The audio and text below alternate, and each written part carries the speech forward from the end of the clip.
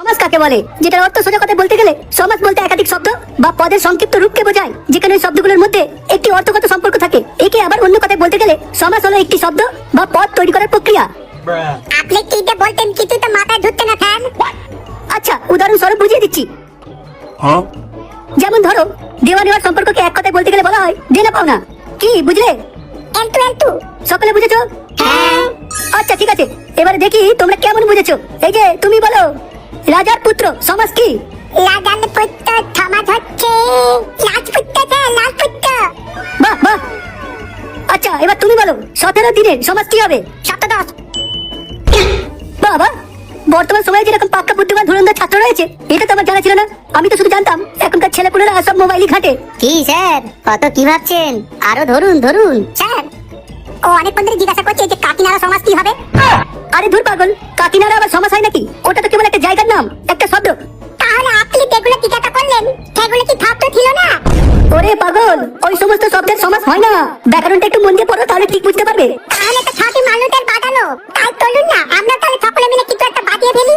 তারপর গোটা বিশ্বকে গল্প করে জানতে পারবো যে আমাদের এই বালপুলের একটা ইতুল থেকে এরকম একটা দারুণ সমাজ বেরিয়ে এসেছে। ঠিক আছে, তোমরাই বলো, আমি শুনি।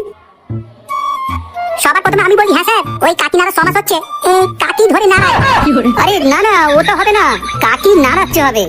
আরে পাগলগুলো, ওটা হবে না রে, ওটা হবে নেলা কাকিমা। এই করেছি। হ্যাঁ হ্যাঁ, তোর মতন টেকলা চোদা আর কি।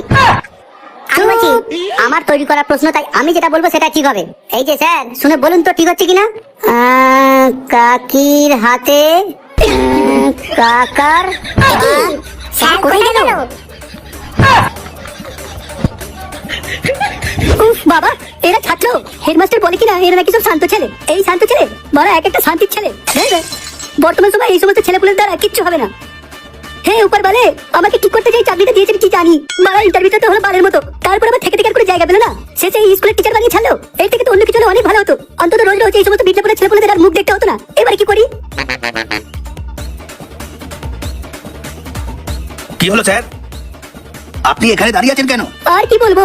বুঝেছি, আপনাকে কিচ্ছু করতে হবে না। ওই যে ক্লাসরুমটা দেখতে পাচ্ছেন, ওখানে গিয়ে একবার উঁকি মেরে দেখুন। কেন? আগে দেখুন, তারপর আমি সব বলছি।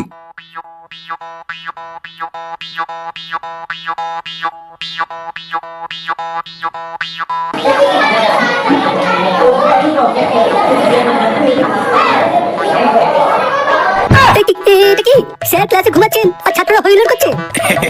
আপনি যাকে এখন ঘুমাতে দেখছেন, উনি এই স্কুলের একজন সিনসিয়ার টিচার ছিলেন, কিন্তু বর্তমান সময় ছাত্ররা ওনাকে একদম বদলে দিয়েছে।